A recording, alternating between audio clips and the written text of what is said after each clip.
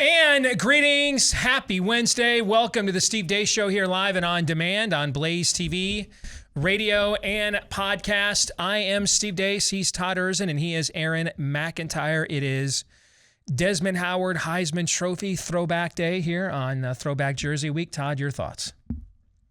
Nothing wrong with the maize and blue. Nice color palette. I'm always, you could do worse. Still among the most famous moments in televised sports history.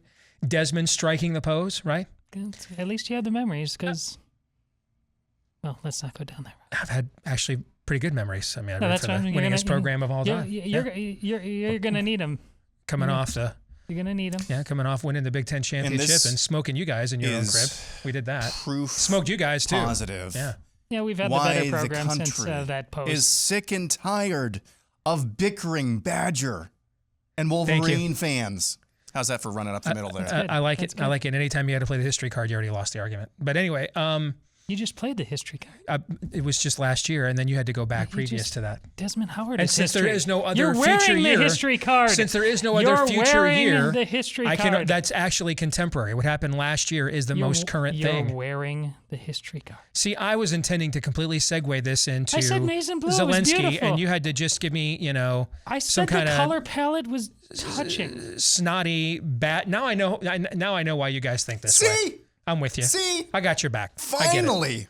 I get it. Y'all need to. You guys have had a nice decade or so, but know your place up there. Know your place up there, and it is lower than ours. So, here is the awful segue I was about to make. We're off to a great start already. Speaking of striking the pose, who among us, when you have not been in the midst of the new World War II? Or as Mitch McConnell recently called it, the most important thing happening in the world today. By the way, has anybody ever seen Dick Levine and Ditch McConnell in the same place? Nope. I mean, those facial features, that will blow your mind. That meme will. They didn't even do the thing where they like morph the faces. It's just the face. It's just their faces. Yeah. I mean, it's absolutely uncanny. But of course, when you are fighting for societal survival, when you are the tip of the spear of the worst landmass invasion in European history, and something that was worth wrecking the natural gas supply to the entire European Union as well as our own economy further. Who doesn't just say, sometimes back in the day, man, after you got done dodging Nazi bullets on Juno, you took a smoke break, right? We all have to smoke. We all have to self-medicate in our own ways in these high stress existential situations, correct? Correct. But if you're the man of the perpetual green shirt, Zelensky, did I get all the Y's in? Yeah. Okay. You self-medicate a little differently. I mean, this thing has gone so far against you that just an impromptu performance by you two won't be enough. A visit from the First Lady, Lindsey Graham coming all the way to Ukraine to get to the bottom of it, that won't do it anymore. No. Now, zooming in on the Grammys, didn't he do that? Didn't he zoom into the Grammys? Yeah. I believe he did that, right? Okay. No. You have to pose for a Vogue photo shoot. Have you guys seen this? It's in the montage. Yeah. Is it? Yeah.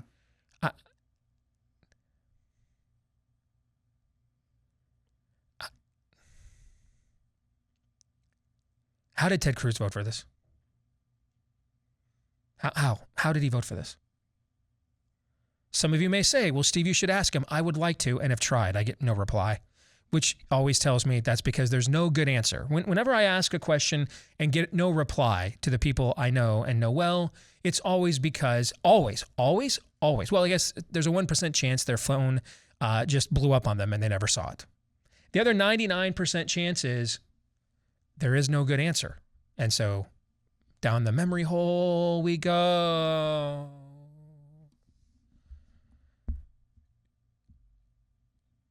you're subsidizing with tens of billions of dollars of your money that this country already doesn't have, with an inflation-induced recession, which will become official tomorrow, because we've printed so much damn money.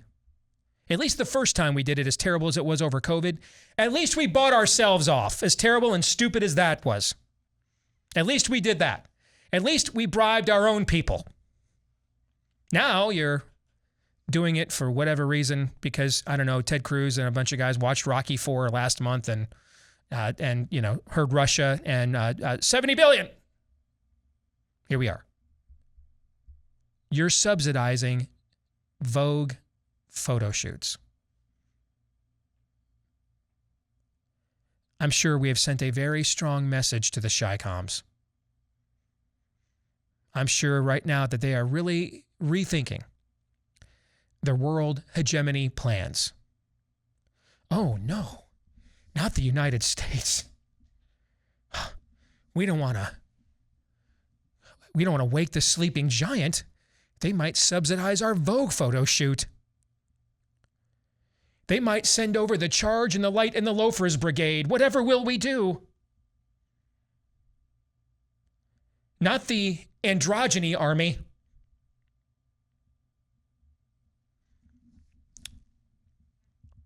Are you mad? You should be.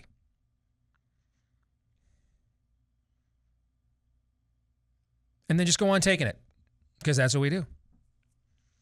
And, we'll be sitting in the camps here in a few years, patting our kids on the head and promising them that the red wave is coming to save us. Any day now. Any day now, the red wave is coming to save. Any day now. Coming up on today's show, at the bottom of this hour, we will begin Buy, Sell, or Hold. This is where you get to take over the program. And if you think I'm ornery, the weekly prophet of woe and lamentation, Daniel Horowitz, will join us, and we'll wrap up what we did last night here on BlazeTV with our uncensored Truth Be Told special that we did with Sarah Gonzalez last night here on BlazeTV. It's still up there. If you're a BlazeTV subscriber, you can still watch it right now. You do not want to miss that 90-minute truth bomb, and Daniel and I will break that down and have some thoughts about what we have seen since we recorded that special for you just about a week ago.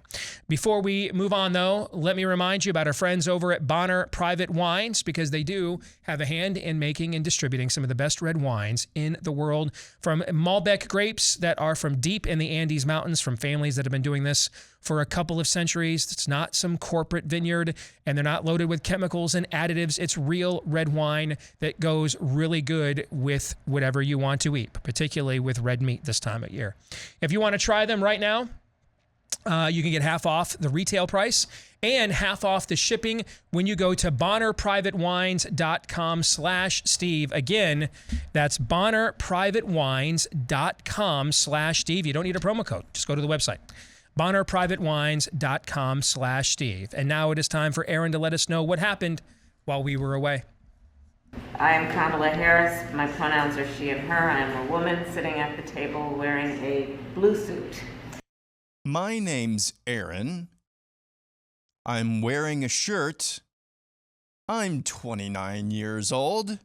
And I like people, places, and things. What happened while we were away brought to you by pronouns. Yes, that's Kamala Harris and a host of birthing units at some meeting at the White House, all introducing themselves using pronouns and descriptions of their appearance, apparently out of deference for the vision impaired. Of course, they're all wearing masks, so apparently that sends the message to the hearing impaired that they can go Moving on, Donald Trump spoke at the America First Policy Institute in D.C. yesterday. A lot of good stuff, but one very bad moment. Here's how that all went down. And I'll tell you what, if I were ever, I'd be the greatest women's basketball coach in history. Because I don't like LeBron James. I like Michael Jordan much better. But I'd go up to LeBron James. It doesn't matter. I'd say, LeBron, did you ever have any desire to be a woman? Because what I'd love you to do is star on my team that I'm building up. I will have the greatest team in history. They'll never lose. Society that refuses to protect its children is a society that soon will not be able to protect anybody.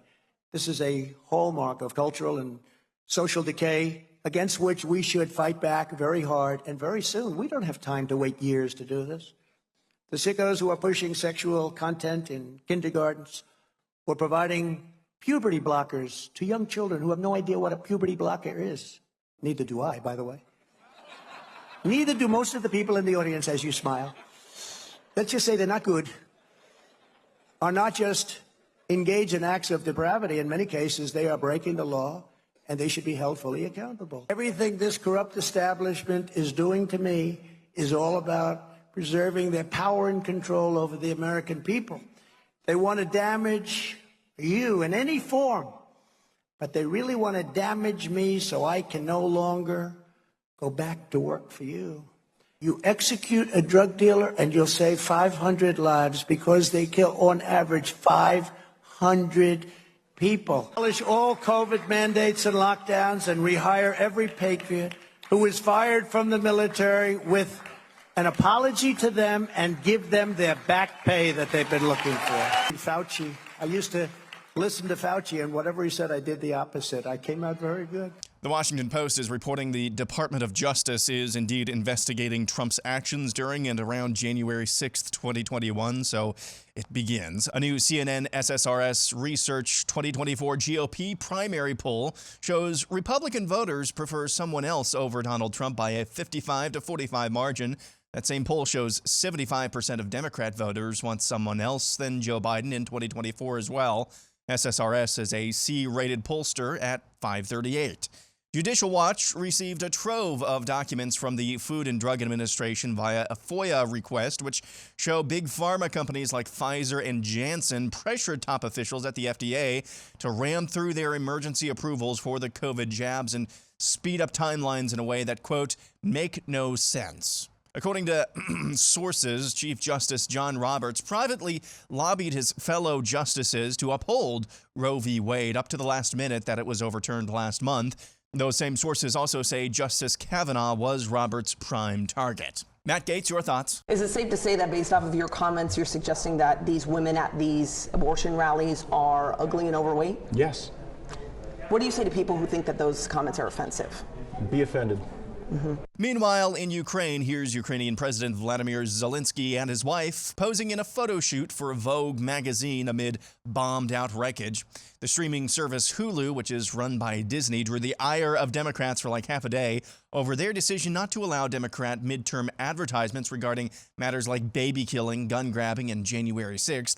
The company quickly backtracked and will now allow those ads. And finally, how to get rich like Nancy Pelosi. Here's comedian Ryan Long. Now, if you're new to investing, you're probably sitting at home thinking, Paul, how did the Pelosi household constantly outperform the S&P 500 even when other firms were getting destroyed? How does your wife have a salary of $223K and a net worth of $120 million? But if you sign up for my masterclass now, I will teach you how to buy low and sell high by implementing my tried and tested formula of marrying Speaker of the House Nancy Pelosi. Some of these charlatans will tell you to focus on value and not timing the market, while completely ignoring the value of marrying Speaker of the House Nancy Pelosi. Let's take NVIDIA for example. This graph could look daunting to some, but investing in NVIDIA can be as simple as waiting for your wife, Speaker of the House Nancy Pelosi, to tell you a bill's going to pass, making them immensely profitable, and that's my personal green light that it's time to buy. Other investors are out there looking at charts and graphs when they should be looking at their wife, Speaker of the House Nancy Pelosi's classified document. And that's what happened while we were away. That entire thing is very well done. It's about 4 or 5 minutes long. If you get a chance to watch it, I would advise it. But basically, his business plan is just to marry a prominent member of the Democratic Congressional Caucus. That's essentially his financial advice. Just marry a Democrat in Congress. Jail.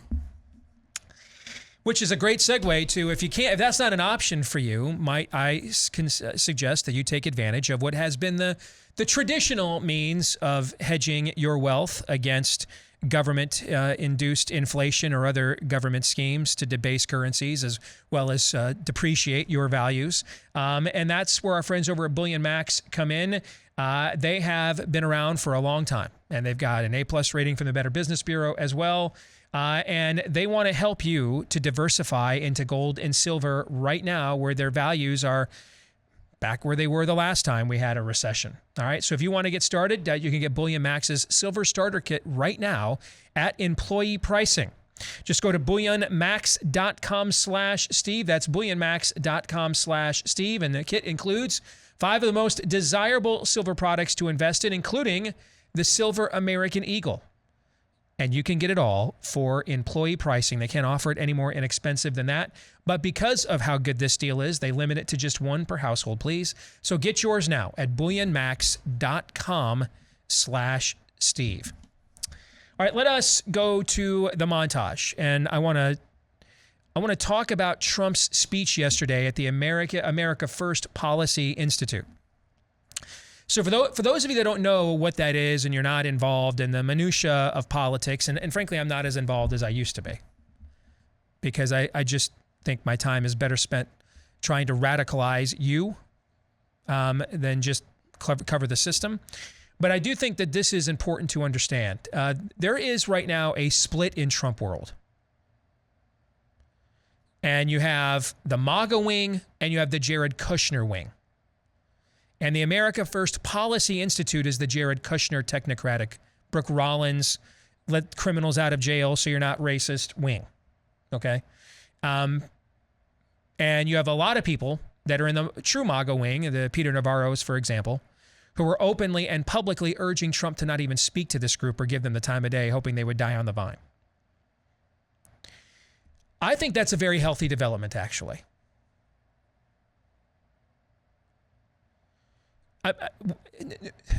We're going to have grifters. It's politics. Raise your hand if you can think of a time in human history where politics had no grift. Exactly. So that's cost of doing business here.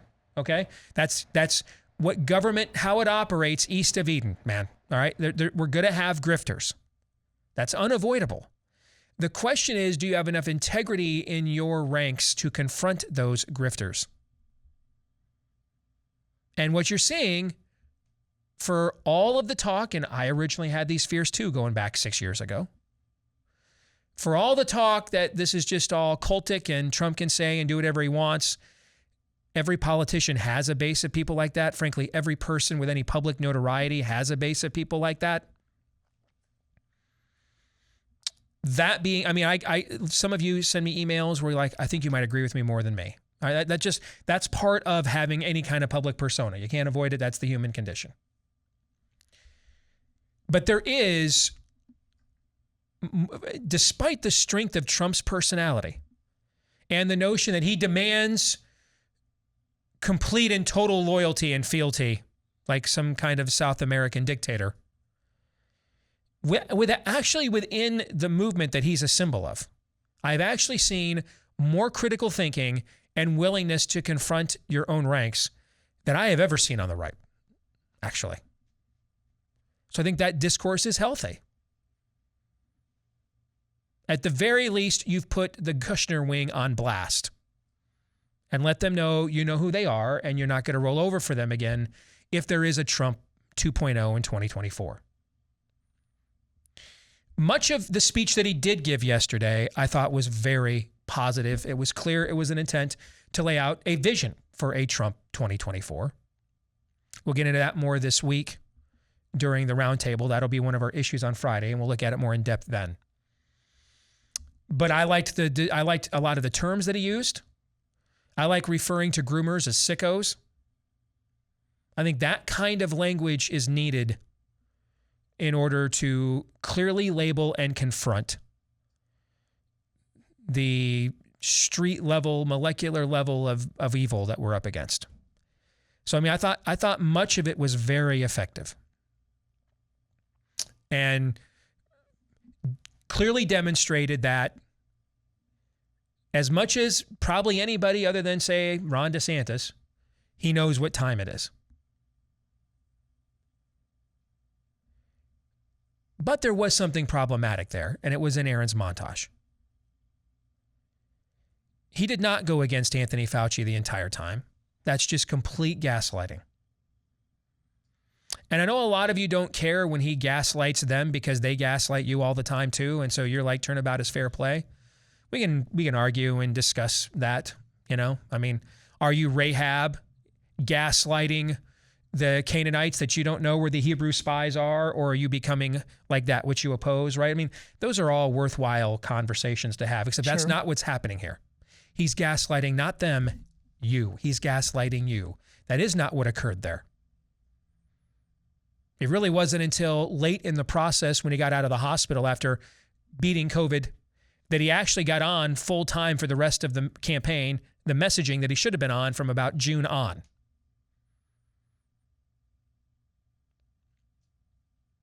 I know some of you won't like me saying this. I don't care. I don't care. Guy emailed me, I'm a BlazeTV subscriber. I thought you were too hard on Trump and I'm thinking of unsubscribing. I told him you should unsubscribe. Save money now. I mean, we're about to have a contested primary. I'm going to analyze things how I see them, not how I think you would like me to.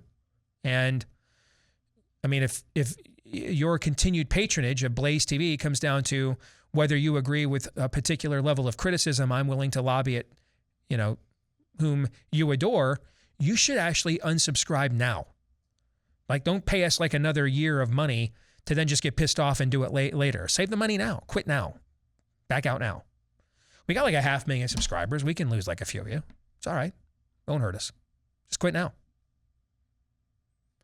If you gaslight me, I will pimp slap you. I don't care what team you're on, what church you belong to, what uniform you wear, whether we used to work together or I worked for you, whether we are friends, will be in the future. I don't care. I don't even care if you have a wonderful singing voice. I will pimp slap you. And let me tell you what I really don't care about. Even less than those other things I just don't care about.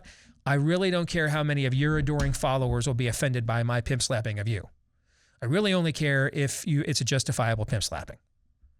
And this one is. Because that's a complete and total gaslighting. None of that is true. Literally nothing he said is true. And if we were gaslighting the media, whatever. But he's gaslighting you. I mean, this is the guy who in May was going to the podium at the White House and criticizing Georgia for reopening too fast and being dangerous. His messaging was all over the place. By the time we got to October and he finally was on the right message, had faced COVID head on and beat it, the die was cast. The ballot harvesting boxes were in place. He handed Anthony Fauci the keys to the kingdom. Made him de facto president for too long. And just let Debbie Birx run roughshod over the White House. And as we learned from Scott Atlas, that went on until the last day of the administration, basically. So none of that is true. Here's why that matters.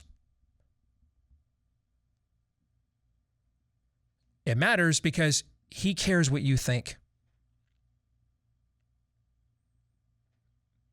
And we cannot have him make that mistake again. I've had emails from people saying, well, there was no playbook for this. There was no playbook for George Washington to defeat the British Empire. That's the job, dude. That's the job. There was no playbook for Bull Run. Just keep the Union together. That's the job. There was no playbook for Pearl Harbor. Just, defend Western civilization. That's the job. Okay? I mean, we're running for not, department manager of Home Depot or McDonald's. It's president. The job is managing situations that there is no playbook for. That's the job. And he completely mismanaged this.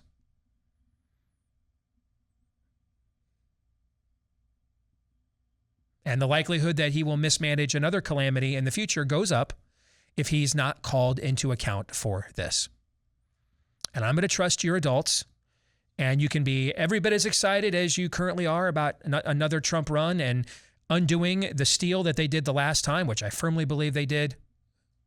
But again, he left his front door wide open. You can be excited by all of those things and at the same time say, that ain't going to cut it, Hoss. Because it's not.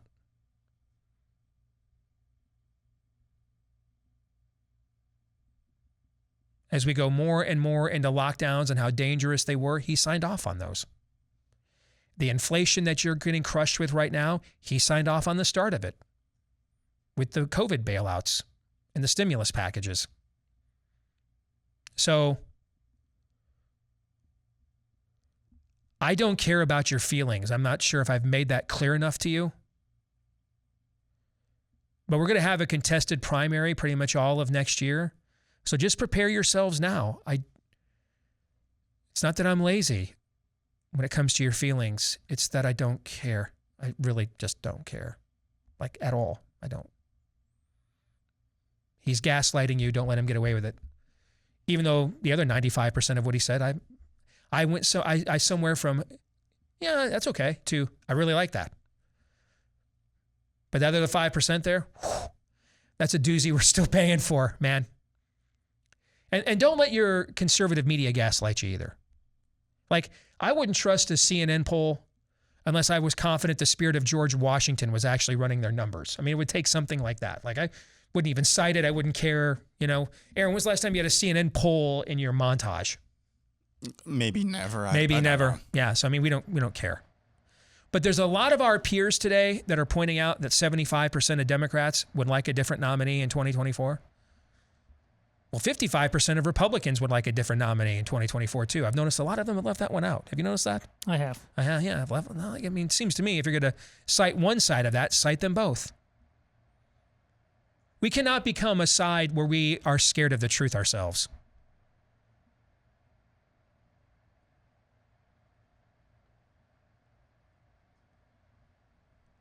I'm all for, hey, if we're going to look at this as we're in a cold civil war, I'm all for giving a benefit of the doubt to the guys that punch the direction you're punching, as opposed to the guys that are punching your way. Fair? Fair. I'm okay with that. But we have to play fluffer duty here while we're at it. You know what I'm saying? We don't need to do that. Don't do this. Don't do stuff like that.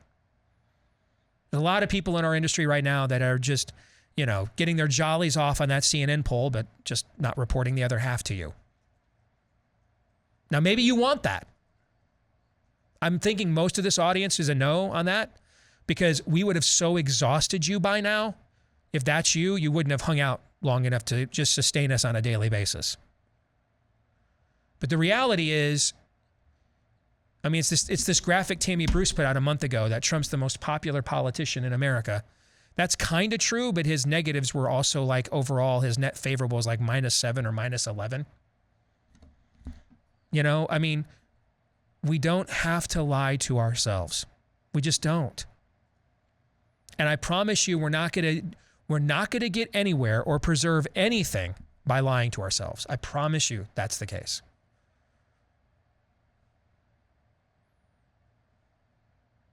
I am all for Boaz working over the kinsman redeemer at the city gate. I'm not for Boaz lying to me, working me over. Especially when I'm supposed to be on Team Boaz. Know what I mean?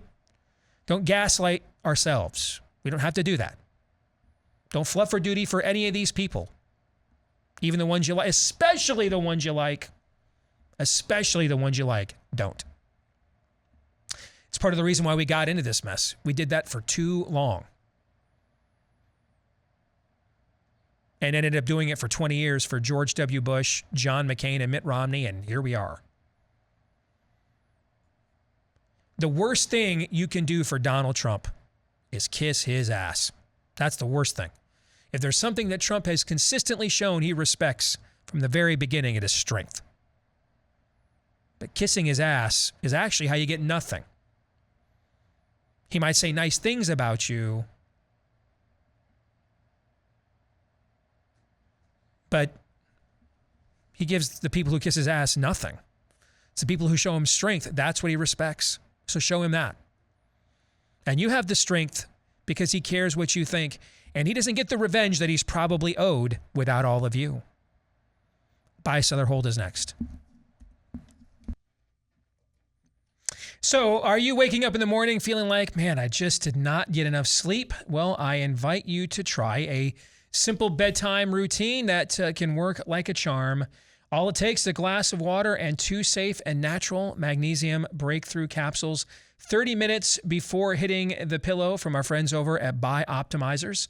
That's Bioptimizers. They use 7 essential forms of magnesium, including in this full spectrum serving to help you relax, unwind, turn off your active brain after a long, stressful day so that you can rest peacefully and wake up refreshed, vibrant, and alert.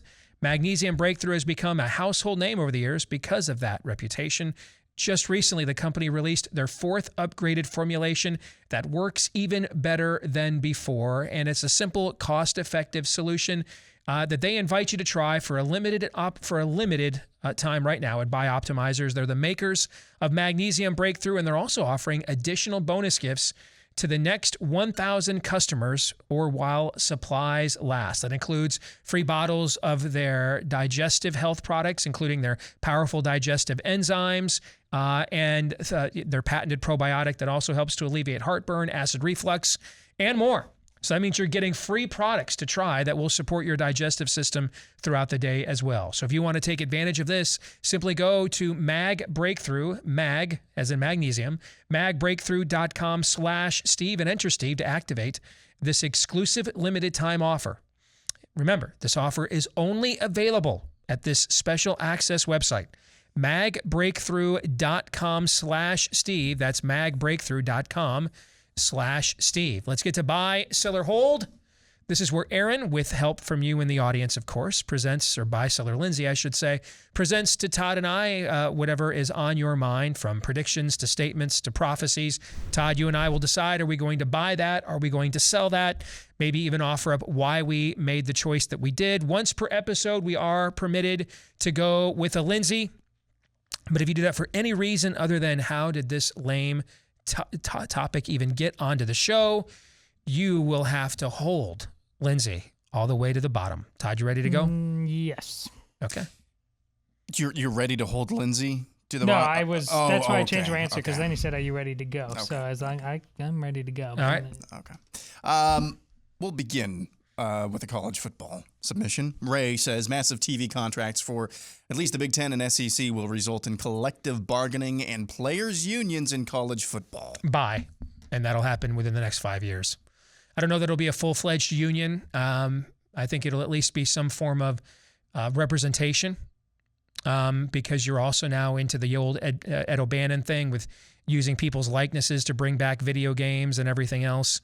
But that's absolutely coming. You bet. Especially after the Supreme Court opinion last year, 9-0. Kavanaugh wrote the majority opinion and just blatantly told the NCAA that the era of them not paying for labor any longer is over. Don't ever try to bring this business model back into the high court ever again. So that's where this is going to go. Circus, circus, circus. Bye. Next, we go to Aiden Butler, who says, if revival ever happens in America, it will begin on college campuses. I don't feel comfortable buying or selling this, because I think that this is I'm completely uncomfortable holding Lindsay all the way to the bottom. But you have asked me a question that is beyond my purview, right? I mean, I could look at it a couple of different ways. One, we've never had revivals start, great societal revivals start in places of academia that I can think of, like in the history of God's redemptive story. But we've also never had places of higher learning or academia so accessible to the masses as they are today. So, although, you know what, now that I say that, some may argue that we did at Wittenberg. That was a seminary. I mean, that's what Luther was when he nailed his 95 Theses there. I mean, that he on that door, it was, kind of on the university bulletin board, asking for a disputation. That's an academic term, asking for a debate. So some may argue that one began there, I guess. But if you took that position, that would be like the only one I could think of. But we've also never had elite academic institutions as available to masses of people as they currently are in the West. So I don't know that historical precedent matters as much. On the other hand, I could buy it on the notion that it would be the God thing to do to spark revival within the institutions that institution that we may think is the most far gone in the era in which we live. That is literally, as I've described it, Satan's youth ministry. I mean, that's a God boss move. You know, we're going to take a carpenter here from the middle of nowhere and walk him out of a tomb. I mean, that's kind of how, you know, we're going to take this Gideon guy and give him just 300, you know. I mean, that's kind of how God rolls. So I could see it working that way too, which is probably the angle that you're working to suggest this. But I'm just not comfortable making a selection on something that is not within my jurisdictional authority as a human being. So I guess I'm going down to the bottom with Lindsay here, ironically enough. I'll sell, I think, revival to me is going on offense, is ultimately planting your flag unapologetically for all to hear. But I do think there could be Rosa Parks moments on college campuses where you take a stand while others are going on offense with their worldview and you just say no. That could inspire others to go forward. I just don't think the whole movement, I mean, by definition, if you don't have the church leading on this, it's not a revival. So I think you could have a spark that comes from in academia that others take over. Because, I mean, if young people with all the energy prone to defiance on some level, you just have to make clear what they're actually defying, or is it just defiance for defiance sake? But I could see a spark coming from there. I just don't think, by definition, a revival can happen within academia. Steve, funny you invoke the Protestant Reformation. We've got one coming up that's very bold that invokes the Protestant Reformation. Okay. Just to preview that. Stephen Barham says, by next summer, the world order will start to impose wartime-like restrictive measures in the name of global warming because of people dying from, quote-unquote, the heat. Bye. I will buy that. I think you'll see that here in places like California, New York. I think you'll see it throughout most of the EU. Yeah, I could buy that for sure. I mean, they are going to impose on you whatever you are willing to tolerate and consent to. I promise you. I said this, I was on Jesse Kelly's show yesterday.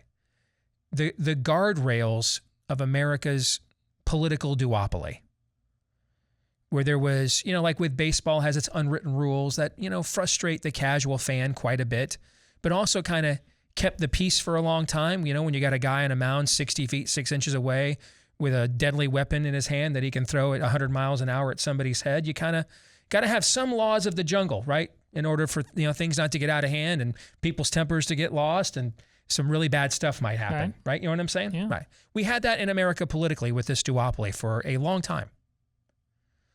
And it was just kind of agreed upon. One side doesn't go this far left. The other side doesn't go this far right. That's all gone. But it's not gone on the right. I mean, the people you're electing still want to single-handedly impose that on you still. I mean, that'll be like 85% of the people you'll vote for to save you in your red wave this November. They will still, by all means, they will go down. You know, they'll think there's a special place in hell for them. They'll get to the not quite as hot place in hell because they held on to their precious rules of engagement all the way to the bitter end. Okay, but on the other side, man, there are no guardrails. Nothing. There's nothing holding them back from doing anything. They don't care. And so the only guardrail is what you will not comply with, and what the people, you know, if you get a couple of people elected here and there that have a little more DeSantis in them, then what you're willing to punish them for. I mean, I just saw DeSantis' administration this morning sent out a note to businesses: if you host a drag queen storytime hour, you should consider you might lose your business, that it might not get a license from the state to operate. That's what it will take. Few people have the stomach for that level of warfare, though, which means that they are increasing the likelihood that we'll just go right from a Cold War to the kind we're all trying to avoid, where, guys, I'm wearing a Desmond Howard Heisman Trophy throwback uniform from 1991, the year I graduated from high school. Do I look like someone who's really anxious to fight a civil war? Todd, your thoughts? I think we established that. Yes, I'm not anxious to do this by any means whatsoever. Okay? I'm not. But I've also read a history book or 40, so I know how this ends. One minute you're wearing Desmond Howard throwbacks, the next minute, Bull Run! This is how it happens. You just let it go, let it go, let it go, let it go, let it go, and then sooner or later there's nothing else to let go. And so then you just let go of the rope, and it's on. That's my worry. That is my concern. So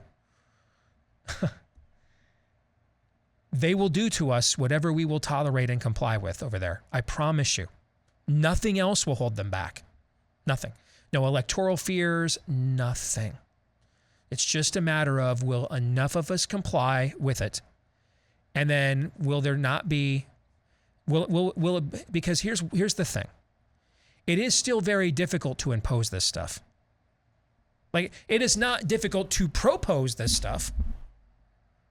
It's still very difficult to impose this stuff. Like, Macron's can't stop you from turning your AC unit on in Marseille. They need local infrastructure and things of that nature to implement these kinds of things. Someone down the food chain's got to be willing to say, I'm just following orders here, man. What you want to create is a situation where they can't get people down the food chain to do that, because they're like, I'm not going in there and telling those people they can't have their AC on in July. You know how they're going to react? I won't even try that. Won't even try it. That's what I'm talking about. Because you are now your guardrail. You are. You are your guardrail.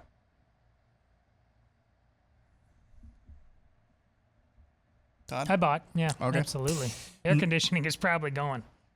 Next up, Jonathan Howe says the Dems are going to dump on Trump so much they'll get another unintentional candidate and loss in DeSantis.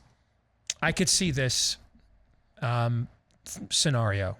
Yeah. I mean, in many respects, what they did, because we had Bush derangement syndrome. Remember those days? We had Palin derangement syndrome, right? Romney and his binders full of women. Okay. These are all the people that Palin excluded. They'll always hate her. But the other people I just mentioned are who they have their newfound respects for, right? Okay. But when our base saw, oh, you'll just do this to whoever we nominate. So then what's the point of even trying to game plan this out? What's the point of working that calculus? You know what I'm saying? Mm-hmm. That absolutely helped Trump. And I could see a scenario where unintentionally they dump so much on Trump that DeSantis just sits down there in Florida doing stuff like in a normal environment. Like, let's say, Donald Trump's almost at the age at the span of life age. He's almost 78 now. I think he might be 78 actually. Okay? Or thereabouts, 77 I think. So 78 is the lifespan of the average white male or average male in America is 78, okay? Let's say he were not alive. Like a lot of people aren't when they turn ages like 77 and 78, let alone as spry and as ornery as he still seems to be. Okay, but let's say he were not alive. Can you imagine the headlines today across the country if DeSantis told businesses if they host a drag queen storytime hour, they might lose their business? Can you just, that'd be every newscast right now, yes. Right? Everything would be dominated by that. But now, because Trump's there, he just drops bombs and we know about it. Our media covers it, but they're like it's not even happening. And so I could foresee that scenario. Here's another scenario that I think helps DeSantis, Pence running. Because, man, and believe me, I will be here with the tub o' corn for it. In fact, I might even send Team Trump. No, you got to drop this on Pence, okay? Because it's going to be a race to see who would like to desecrate Mike Pence, the political figure, more, me or Donald Trump. Trust me.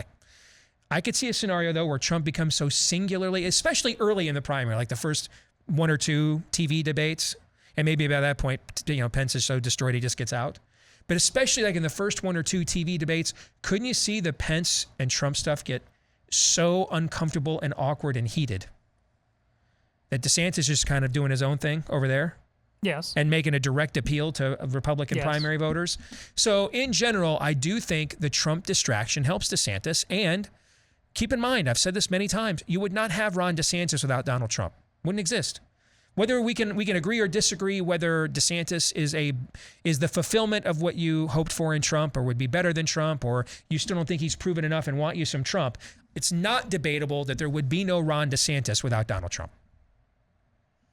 I will sell just because I'm gathering from the fact that the way you wrote it, that this is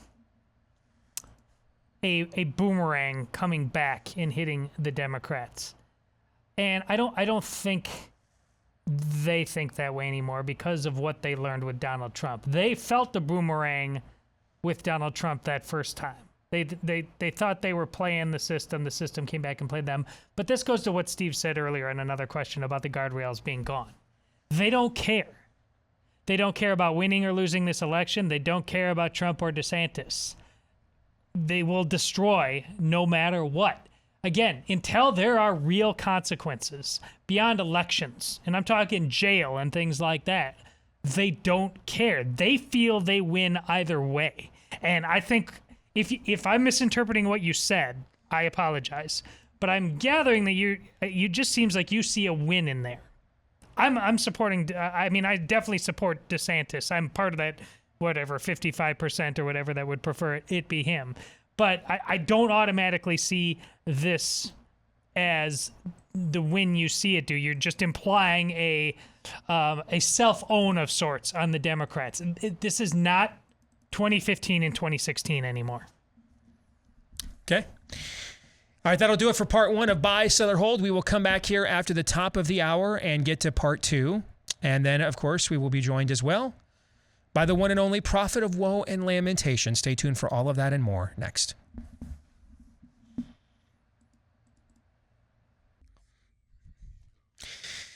Back with hour two, live and on demand here on Blaze TV, radio, and podcast. Let us know what you think about what we think by emailing the show, steve@stevedeace.com. That's DEACE.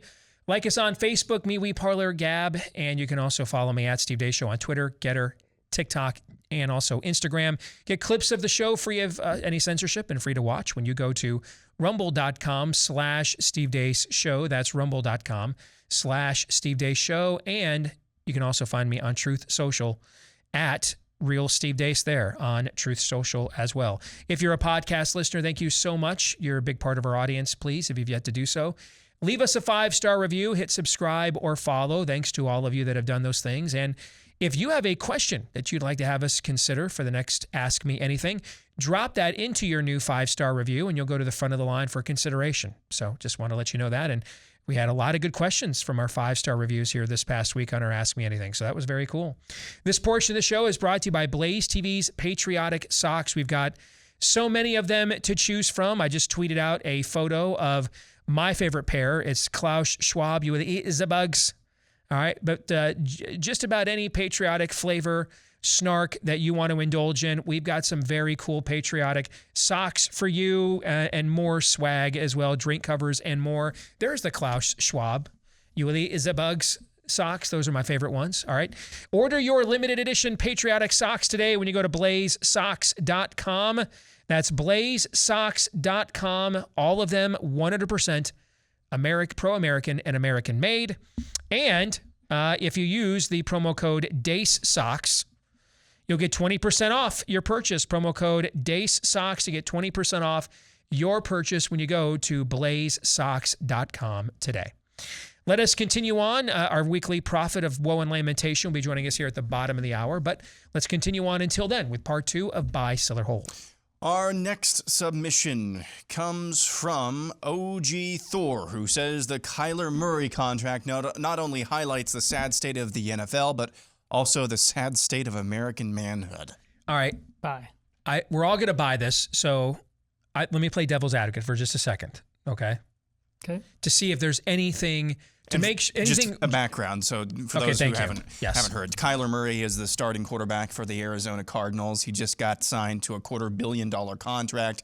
Somebody leaked the contract, and included within the contract language is a rider that says he has to study his opponent or study game film for at least 4 hours a week. And if you're familiar at all with football, That's like the most that any good player does across the board, Right. not just especially a quarterback.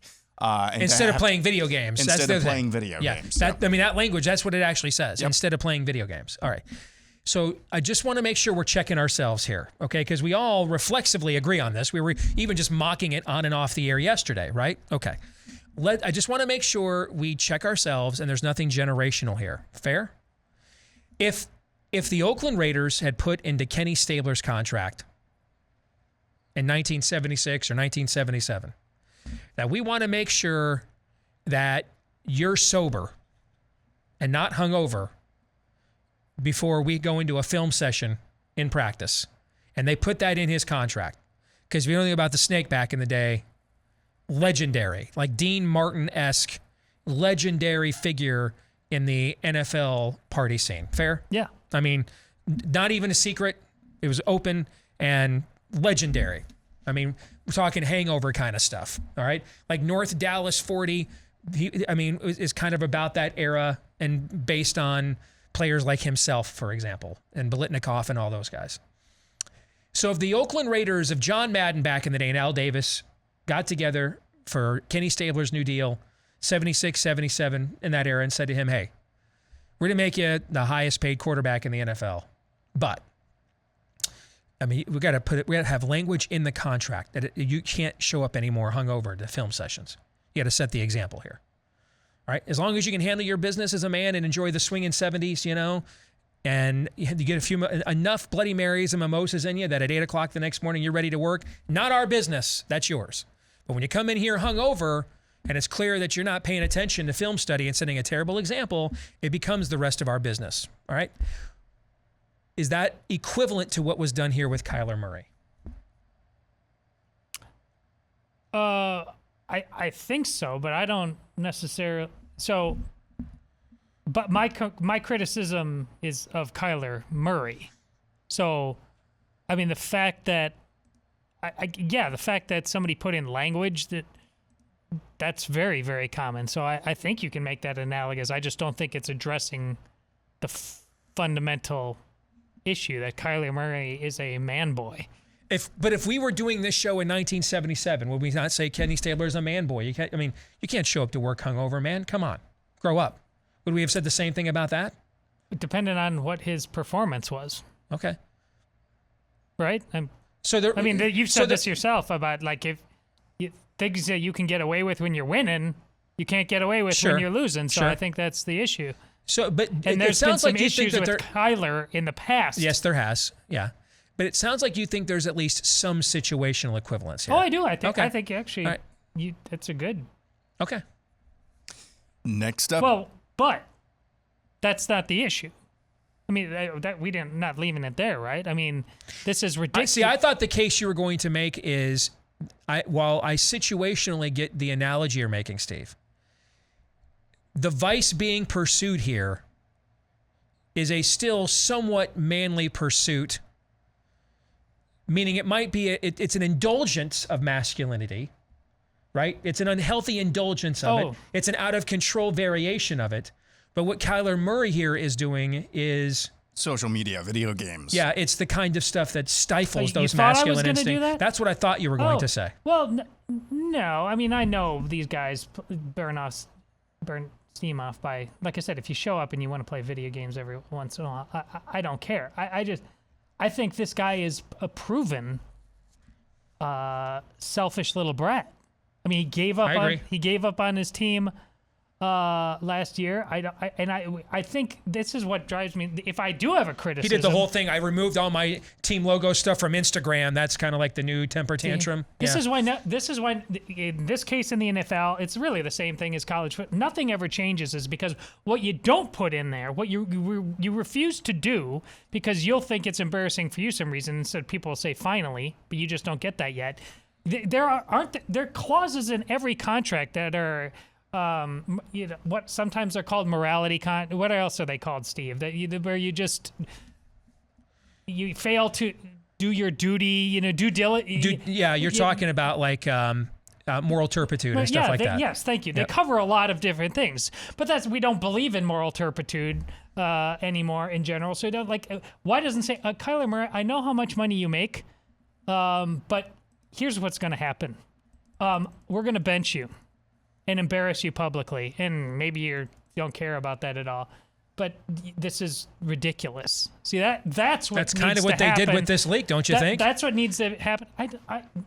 No, because it's a leak. Don't you think the leak would have came from them, though, obviously? Oh, yeah, but I also think it's his agent trying to get out of this and thinking that leaking it is a good idea. It's not. It's embarrassing for everyone. Well, if that's the case, you need a new agent, bro. Yeah. But yeah. Go ahead, finish your point. I'm sorry. This is just... See, how many people... like in Arizona... what does your average Arizona fan think about this? Probably, whatever, just... Let's play a win, go my team! Why'd we put our franchise in the hands of a 5'8" quarterback that we had to put a writer in his contract not to play video games? That's probably what they're thinking. I wish it was, but I don't think so. Okay. If I was doing sports talk radio in Arizona, that's what I'd be thinking. So. Next, we go to Jedi Master Eid Mubarak, who says the 1973 movie Soylent Green, which took place in 2022, will make the jump from fiction to reality in the next 5 to 10 years. Oh, it'll be like the next 5 to 10 months. I mean, the New York Times was just writing about cannibalism this last weekend, guys. Did you see that? The New York Times was actually writing about... There's a time and place. There's a time and a place for cannibalism. That was just last weekend. That was, again, the guardrails are off. Don't make any more projections about what's going to happen in 5 or 10 years. Period. Don't make any. One side of the duopoly here has removed the restraining bolt. Guardrails are gone. I mean, we're going full highway to hell, man. Fire up the Bon Scott. No speed limits, stop signs, nothing. So stop thinking. Some of you... God bless you. Stop thinking in terms of, man, this is going to be really bad in 5 or 10 years. Start thinking in terms of 5 or 10 months. Okay? Too comfortable. You're still not doing it. You got to get out of that mindset. This is going down right now and on your watch. So let me say it this time. What are you prepared to do? When you get into 5 or 10 year things, even if you're really serious about it, you're still complacencizing, if that's even a word, your mind. The idea, you're still Hezekiah-ing here. Who's Hezekiah? Hezekiah was one of the greatest Jewish kings early in his reign.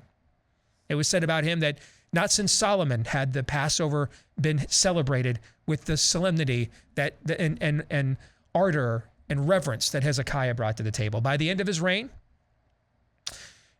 he gets busted by the prophet Isaiah for bragging about his accomplishments. And when the prophet, to a group of people known as the Babylonians, by the way, who turn out to not be good buddies, and when the prophet confronts him, his response isn't repentance. Isn't, oh my, I have to finish my race. I can't go out like this. Put it on me. Put it on me. Like David would do. David would say, put this on me. Don't blame the people. Put it on me. I'm the one that did this. That's not what Hezekiah does. He says, is this going down while I'm still alive? And the prophet says, no. Not my problem. Don't do that. It's going down right now. Right now. New York Times didn't write headlines about cannibalism in 2026. They did it last week. All right? So get out of this mindset of where they're going to go in 5 or 10 years. They're there. It's on your watch. We will be the people charged to do something about this and stop it. And it won't be in 5 or 10 years. It's going to be 5 or 10 months. So don't make any projections at all beyond what you think will happen in the 2024 primary cycle. Don't go any further than that on anything. Anything. Nothing. Sports, nothing. Nothing. You're living through complete and total chaos and tumult right now, and you need to embrace that. If you don't, and begin to make these continue making these long-term projections, you will not be prepared for what history will ask of you to do about this right now or in about 10 minutes. So sell. Because it's worse than your tweet. Todd? I already answered yes, but I bought, but I like that Steve went top rope on me and said sell because it's worth. That's perfect. Next, we go to Jesse the Lesser, who says Josh Allen will have one of the modern-day greatest quarterback seasons of all time. Most yards, most rushing yards by a quarterback, most touchdowns this season, MVP, and Super Bowl MVP. So that's like, I was kind of nodding my head, and then you just kept adding on like every possible thing you could do, which is just pilots Elon Musk rocket to Mars. But he does. Yes.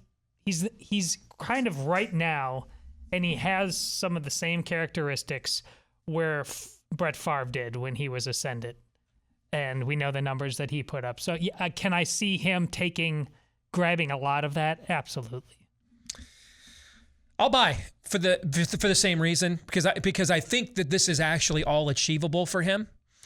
And it does kind of remind me, and I'm not saying he's going to be Michael Jordan, but it is sort of a Michael Jordan after he lost a heartbreaker to my Pistons in 1990 in the conference finals, and then came back that next year and just swept and dominated everything that first year. That it does sort of feel like, and as an organization, they've gone all in this offseason too, that they sort of feel like they're on the brink of that.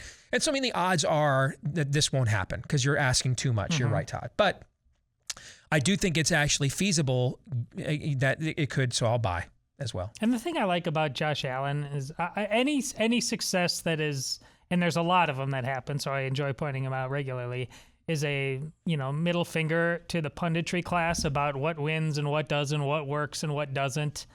Josh Allen has continued to divide the smart set, and now everybody's going to get on board that bandwagon. But yeah, he was too wild coming out of the University of Wyoming. I mean, like, do you even football, bro? Do you watch? There's the perfect RoboCop quarterback, doesn't work, does work sometimes. The wild one does work, doesn't work sometimes. How about you watch the games and enjoy it, and we'll all figure this out together. You're always too smart by half, guys. Always.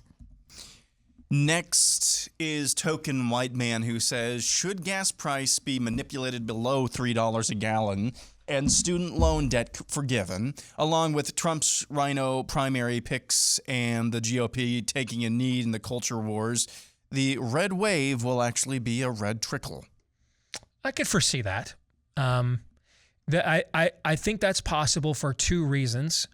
One, we were balkanized in the massive Tea Party years of 2010 and 2014. We've gone beyond that to, or polarized, I should say, in the 2010 and 2014 Tea Party years. We've gone beyond that to pure balkanization. There are still a lot of places that a Republican cannot win, no matter how unpopular a Democrat will be, and vice versa, okay? No matter who you nominate, no matter what you do, there are still plenty of places where each side just can't win. So there is a margin for error there that diminishes, period.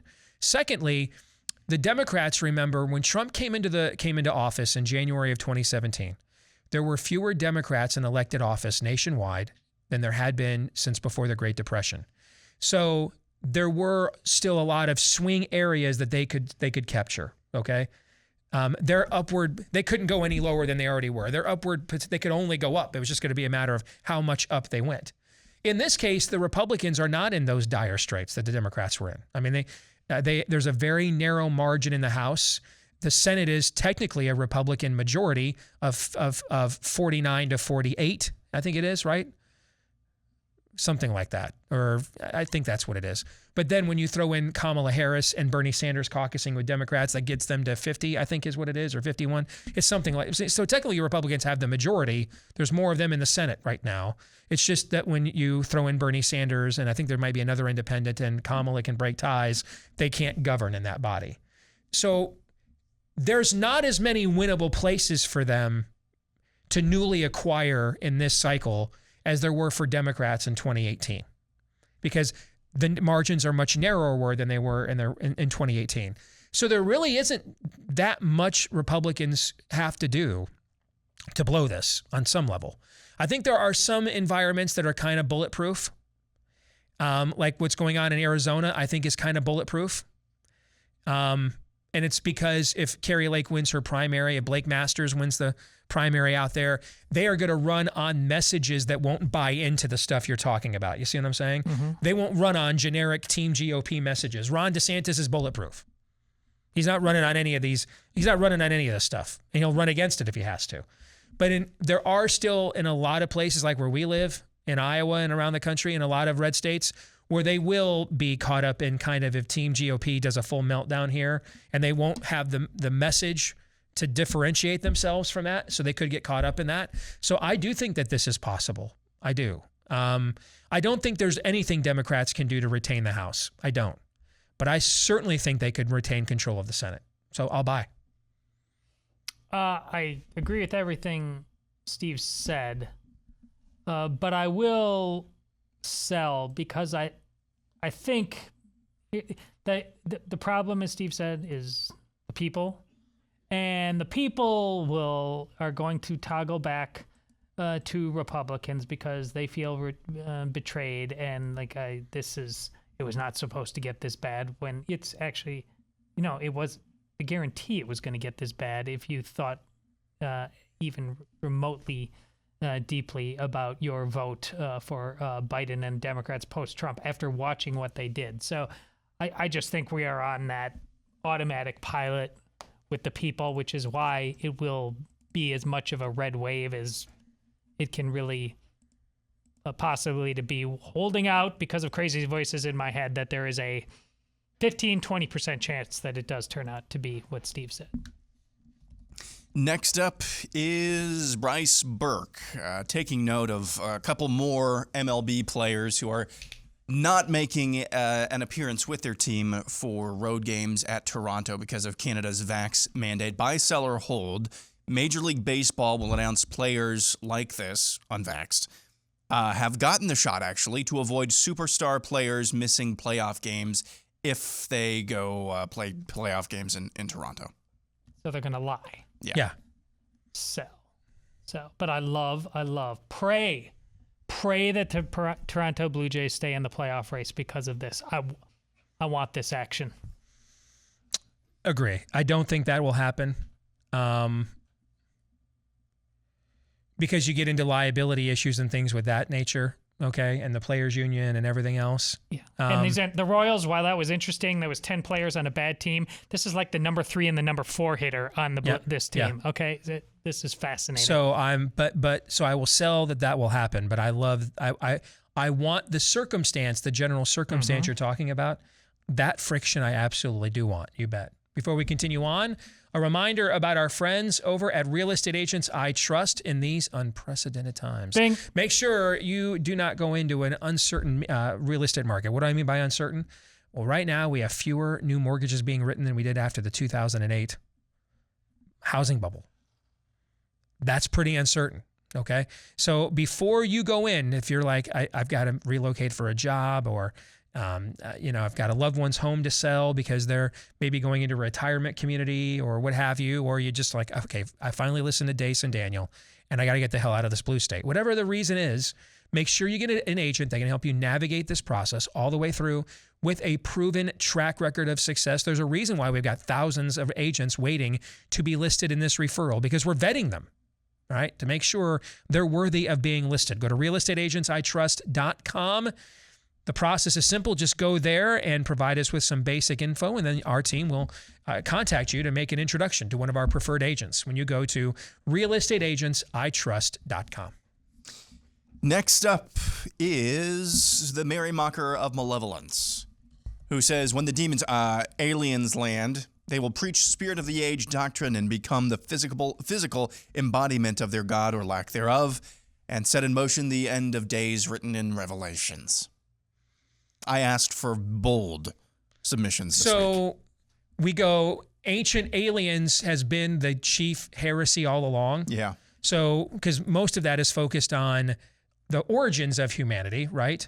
And so now we'll go full circle, and it'll be at the a true symmetry here at the end of the age with humanity as well. Yeah. I don't know, man, but I kind of like the way you're thinking. I think it's a great plot point. I have no idea how hermeneutically sound it is or eschatologically correct it is. I suspect not very, but I like the creativity, so I'll buy. Sure. I'm sad. Next, this is from Burn Sacred Cows. Comedy is the closest thing to modern-day parables, which is why the demonic, the left, have no sense of humor. I like this analysis actually a lot, especially when you look at the way that it has evolved. So, it kind of began with Lenny Bruce. He was kind of the first publicly accepted, popular, profane comic in American pop culture. You and I grew up in an era when Eddie Murphy was raw and delirious, and Richard Pryor and George Carlin. Yes. So all that irreverent or profane humor was all that we had when we were growing up, basically, right? Yeah. And now we have come full circle, and now there can be no humor at all. That is a very demonic arc.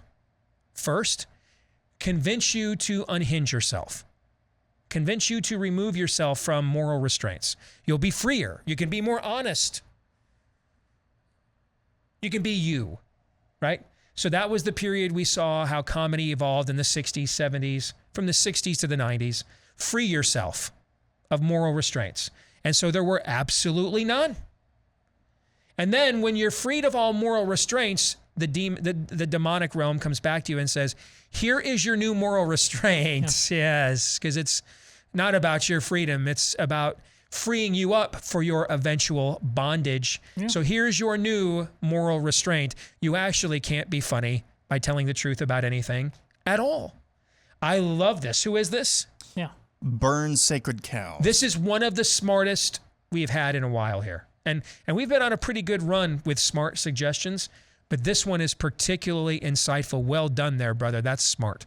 Well, this is also why many different comedians have gone on to do really solid work in drama.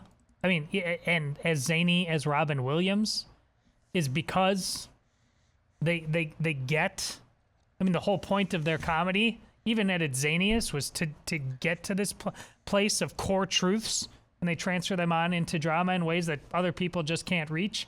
And this goes way back beyond, Steve nailed it about the era he talked about, but this is court jester stuff.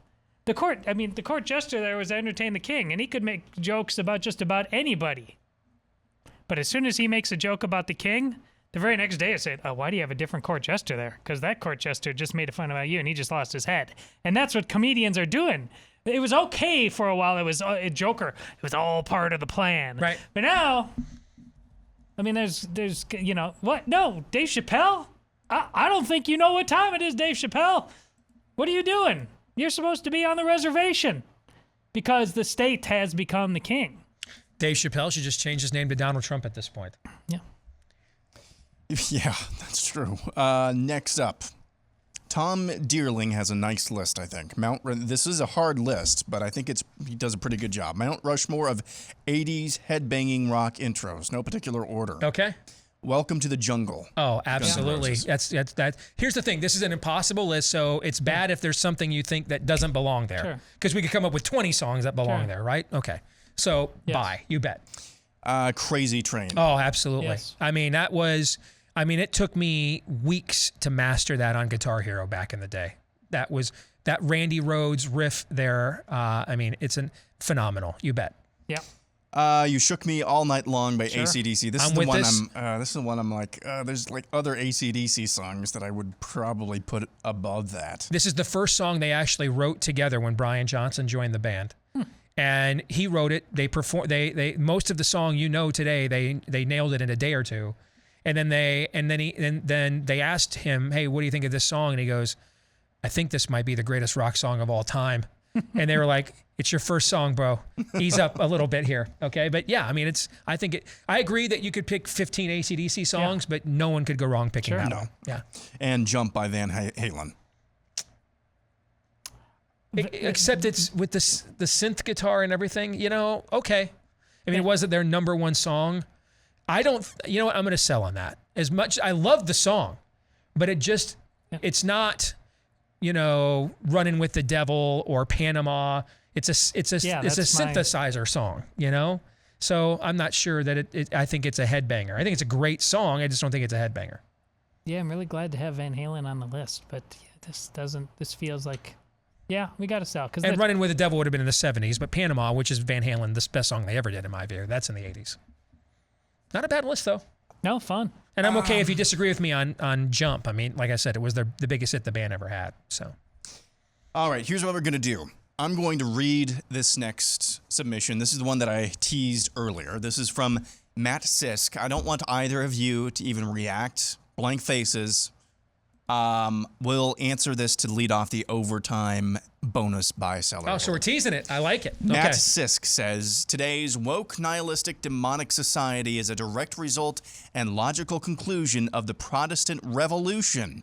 Individual interpretation, rejection of tradition, big T and little t, and abandoning an established faith for a new one 500 years ago set the stage for what we see now. Oh, that'll be a good conversation.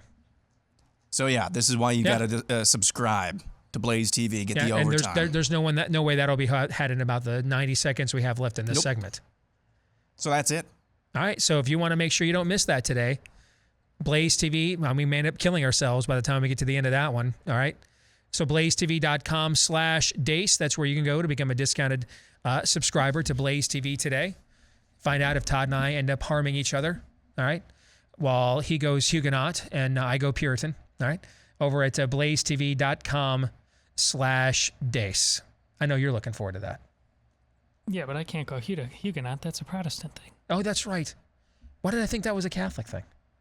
Oh, because we persecuted him. No, that's... That could be that. The good old days. And it's on. That's a preview. I didn't mean to set you up like that. But you did. I did. I literally just got it wrong, okay? I got it wrong and still set you up. I'm sorry. I did not mean to do that. The weekly prophet of woe and lamentation will join us here in a moment. If you are a pet owner, then taking care of your pet means more than just food and water. You know that. The health and happiness is important because the pet is important to your family. That's why I've been telling you for a while now about our friends over at Rough Greens. It's the supplement powder that you mix in with your dog's food to restore the vitamins, minerals, and nutrients, many of which were stripped out of your pet's food before it ever left the factory. For the same reasons they do it to we as people today. That's why we're taking so many supplements, because our foods, because of processing for mass distribution these days, are lacking those things as well. And now there is a supplement for your pet. But just to make sure that you see a difference in your pet in 2 weeks or less, and that your pet, frankly, will like it. You know, you never know. People have, and pets even have diverse tastes. We give you the first 14-day Jumpstart bag for free so that you can see if you don't see a difference in your pet in 2 weeks or less, and if they like it as well. We just ask for you to pay for the shipping, because if you're invested, you'll use it. We just sent this out for free, it would just get thrown away or sent on a counter. We want this product to be used for your pet because we think it'll be good for your pet's health. So give it a shot today. Get the free 14-day Jumpstart bag when you go to roughgreens.com, RUFF, for roughgreens.com, or call them at 833-ROUGH-DOG. Let's bring in the weekly prophet of woe and lamentation, our good friend Daniel Horowitz. It's good to see you, my friend. So we had our special last night here on Blaze TV, uncensored. You, me, and Sarah Gonzalez did the roundtable conversation with plenty of receipts. We all three sat in on the live chat here on the Blaze TV app last night as this was being aired. And what were your thoughts of how this special went and the reaction that you saw both in the chat and from people after the fact? My first thought was, imagine what the world would look like if Fox News and the top 10 to 20 right-leaning talkers would have been doing this. What would the world look like? But then again, you could ask that question on a lot of important issues of our time and of the last 30 years. The other thing is, you know, when I was trying to figure out how do you put in a year and a half worth of material to an hour and a half, and how do you get kind of the most important top lines, I start to drill down on issues, and then I realize so many people haven't even heard the basics. Just the fact that in VAERS, which is so underreported, but even if there was no underreporting factor, the 30,000 deaths, the almost 200,000 hospitalizations, over 1 million adverse events, over 50,000 myocarditis, pericarditis. People haven't heard that. Okay, people haven't heard that there were more VAERS reported military-related COVID vaccine deaths than COVID deaths. mean, basic things. It struck me that, we're constantly fighting with the fact checker, so we're going in deeper. Well, this also shows that and this and that.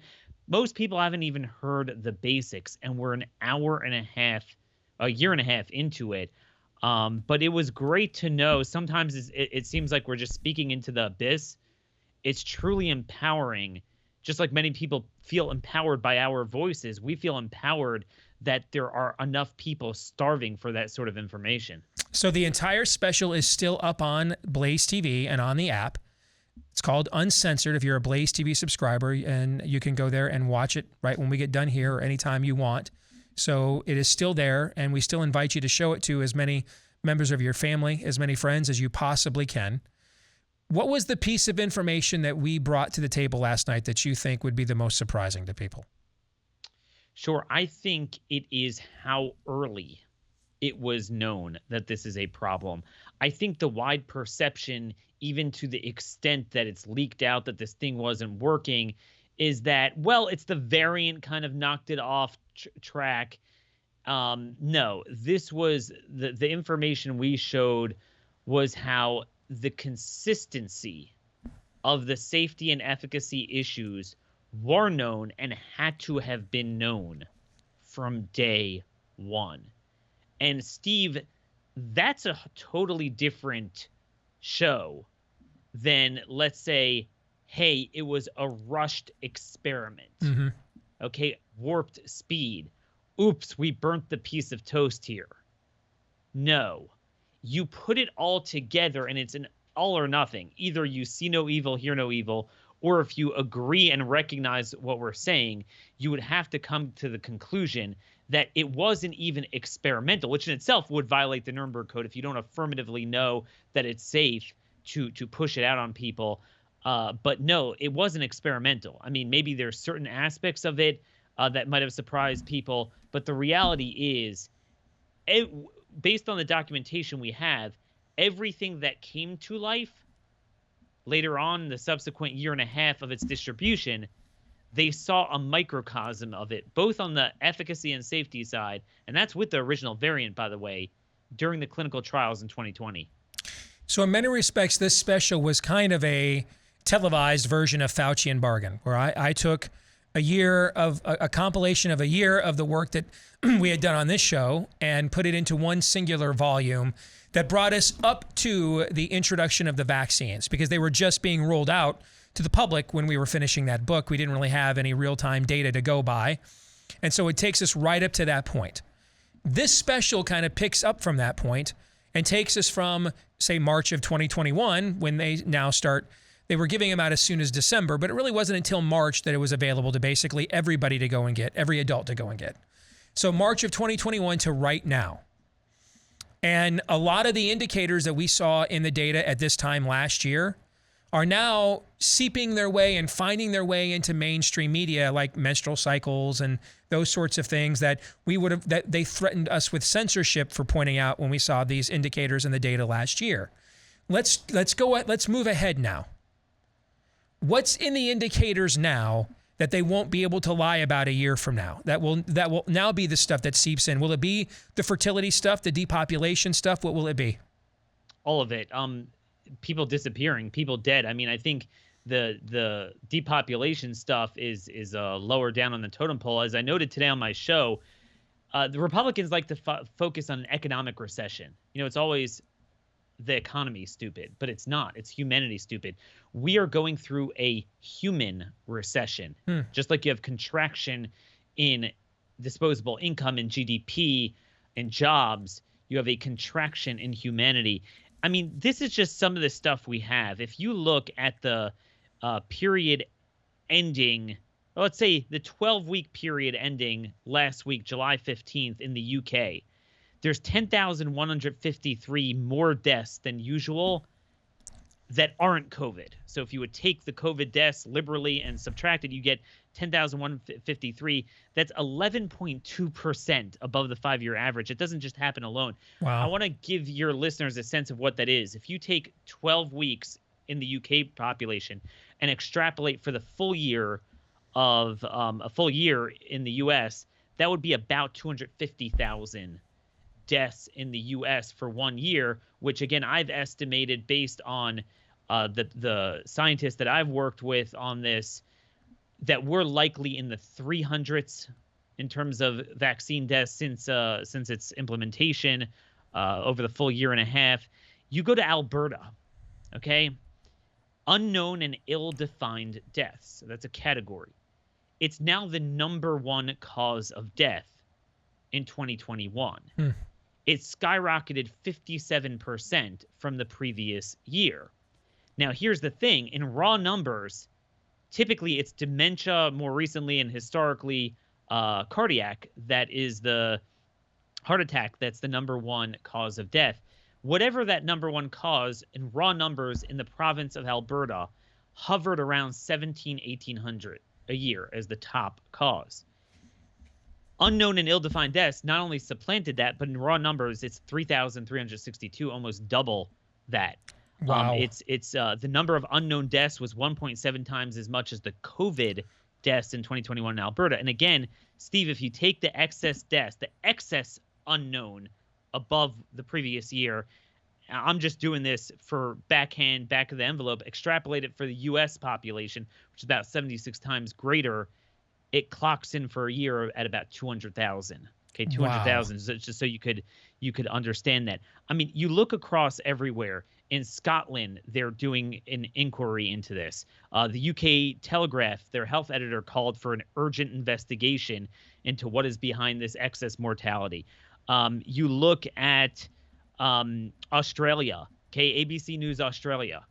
They ran an article earlier this month, headline, Australians living longer but with more chronic disease, excess deaths jump. You go to Scotland, and the UK Times has a headline there, poorly Scotland facing deadliest year on record. And they say suicides are up at least a quarter, coupled with a big rise in fatal heart conditions. Now, as we mentioned last night, they're going to try to say, well, you know, the spike protein is in the pathogen and it's damages the heart, which, Steve, it's kind of interesting. I don't know when we ever heard of a respiratory virus that does that. It's kind of interesting. But the problem is that the timing coincides perfectly with the take-up of the age bracket of the vaccine eligibility. It doesn't coincide with 2020, which is a clean full year of COVID, but with no vaccine. And moreover, this was in the UK Spectator. Okay, this is a quote.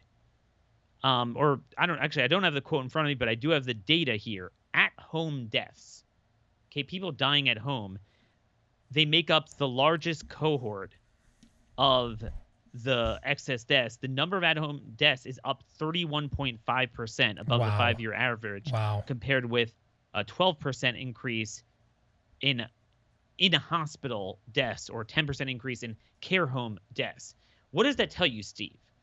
Again, with COVID, people don't just get the sniffles, a little bit of a sore throat, maybe some fever, and boom, have a heart attack. I'm not saying it's never happened, but it doesn't. It's usually the final stage. They're in the ICU after 3-4 weeks, and then it gets their heart. The sudden deaths, I think we know where that's coming from. The at-home is something that you cannot cover up. It jives with the Israeli EMS data that showed this massive, massive increase only in 2021, exactly coinciding with the months that the vaccine came out, of sudden heart attacks, EMS calls showing, younger people. There's no way you could hide this, and I think we're gradually reaching that breaking point. Is there any possibility that this is the backside of lockdowns, meaning people missed screenings, prevention, everything that, when people hear elective, they think, well, it's taking basket weaving in college. No, in healthcare, elective is defined as anything that's not immediate life-threatening, right? So is it how could lockdowns have played a factor in this now that we're on the backside of that, which, of course, doesn't absolve any of the exact same people we're talking about, but could that be an explanation? So it's actually interesting now that this is the 800-pound gorilla. Now they want to talk about lockdowns. They want to talk about lockdowns. Yeah. The media does finally say that. The problem with that is that that would be something that you could muddle the waters with more with cancer, which there are concerns that the vaccine is causing that as well. So you could say that's a long-term thing, the missed colonoscopies, the missed mammograms, right? And you'll have more people getting stage 4 rather than stage 3. The problem is it doesn't explain the sudden cardiac deaths in young people. Or the sudden deaths at home. Doesn't explain that either. At home, the sports players, it really, and again, the timing too perfectly coincides with the shots and not a very long-term spread out gradual thing. I do think what we are starting to see is the deaths until now tracked very closely with VAERS reporting, because what we're mainly seeing were the short term. So the cardiac ones were the people that, within a week, Steve Kirsch put out the evidence from this week. In one hospital in Ontario, you had 3 doctors, and 2 of them looked awfully young in the pictures. One was maybe middle age. 3 of them in one hospital died within a week of getting their 4th dose. Sudden death unknown. So I think you have those things, but I think what you're starting to have now is the long-term safety concerns, however that kills a person. Maybe it's the subclinical myocarditis and other issues that take longer to fester, because you're starting to see a decoupling with, there's not much new vaccine take-up, but the deaths are really piling up. Great work. Sobering, but great work as always, my friend. Thank you for bringing the woe and lamentation as always. All right, take care. Great work last night, too. Glad to provide. You bet. Yes, you are. Daniel, brought to you by Home Title Lock. We've been telling you a recent story about a real estate agent in Arizona who went to work one day, checked out the MLS to see what was new in their real estate market. I'm like, that house looks familiar. It was their own. Someone had gone online, pilfered their home title because it was kept in an online database, and then made it look like they had sold their home to them and then put their home up on the market to try to make a quick few $100,000 off of it. Don't let that happen to you because your mortgage lender and your homeowner's insurance can help you. But this is what Home Title Lock does. They put a virtual barrier around your home's title to prevent any, shall we say, nefarious activity. If you want to go online and register your address to see if you're already a victim and don't know it, you can do that for free at HometitleLock.com. And then you can get 30 days of free protection with the code RADIO. 30 days of free protection with the promo code RADIO for your most important asset, your own home. When you go to HometitleLock.com, once more, that is HometitleLock.com, code RADIO. Thoughts on the conversation we just had with Daniel?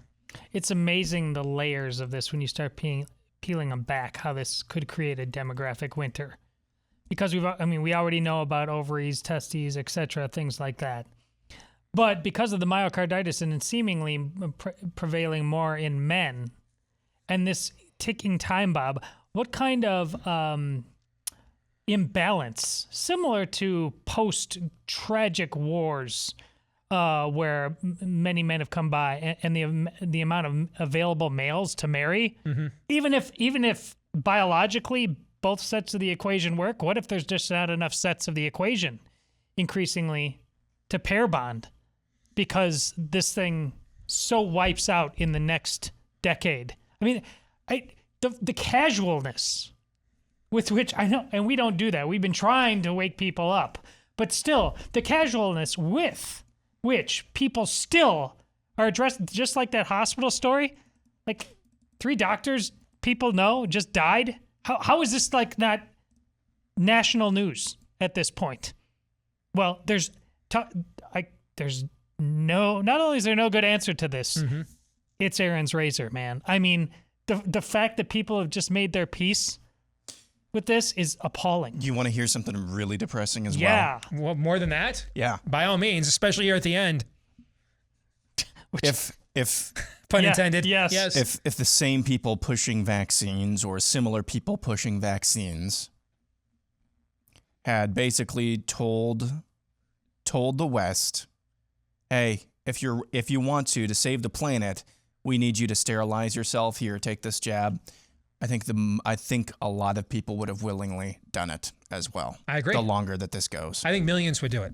Yeah, I think millions would do it. I agree. That'll do it for today's show. We are back at it again tomorrow, noon to 2 Eastern, right after Glenn Beck here on Blaze TV. Until then, John 3:17.